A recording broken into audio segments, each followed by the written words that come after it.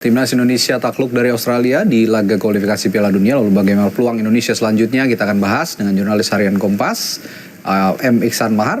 Selamat malam, Bung Iksan. Malam. Dan juga ada Ilham Jamaluddin, pendukung Timnas dari Ultra Garuda. Selamat malam, Bung Ilham. Selamat malam. Baik.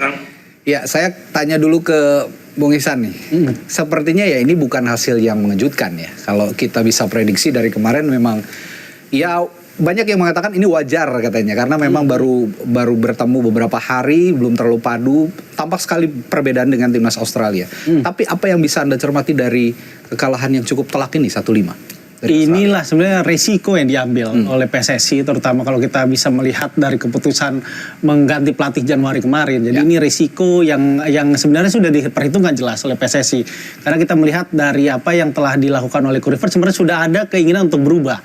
Dengan kita lihat di 5 menit pertama, bahkan 10 menit pertama bahkan kita punya satu peluang dengan Jehizes, terus kita juga punya penalti dengan Kevin Dix yang membentur tiang, dengan position football kita sampai 63%, yang itu kita lebih baik dibanding ketika kita justru melawan Cina yang kita kalah juga 2-1.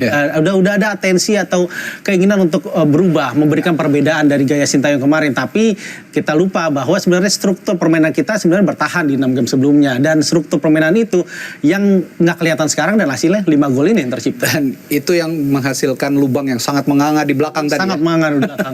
Kalau mungkin taktik yang dipakai oleh Coach Shin sebelumnya akan lebih rapat sepertinya ya. Kalau apalagi kalau pertandingan-pertandingan away seperti ini. Betul. Karena kita melihat kalau dengan Coach Shin kita turun dengan 3 back tengah sejajar gitu kan. Sekarang kembali dengan Patrick 4-2-3-1 dengan 2 back sejajar, dan itu kita melihat dari 2 gol sepak pojok yang tercipta gawang kita itu 2 back tengah kita nggak melakukan duel, membiarkan pemain menyerang Australia melakukan sundulan yang sangat bebas sehingga Martin Paes nggak bisa berbuat apa-apa. Di satu sisi juga kalau kita bisa melihat dengan gaya permainan Patrick Kluivert dengan sejarahnya sebelumnya di Curacao dan ada Demirspor, dia sangat mengutamakan permainan tuh dari 2 pivot yang pertandingan tadi diisi oleh Tom Haye dan Nathan Chow-En.